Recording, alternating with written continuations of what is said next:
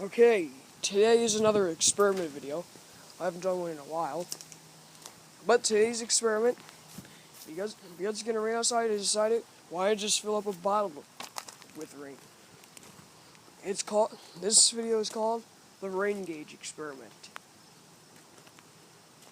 And we'll see how long it takes to fill this water bottle up with rain. So far right now it's empty. As you can see right there.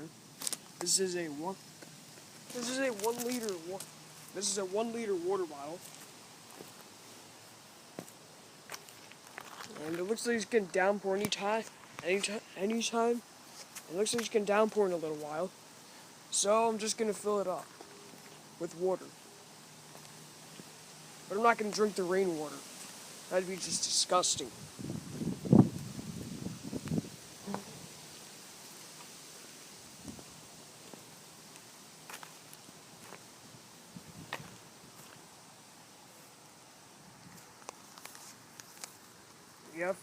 In about an hour or so, I'm gonna measure it.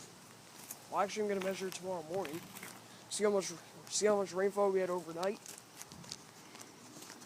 and then that'll be the update video of this.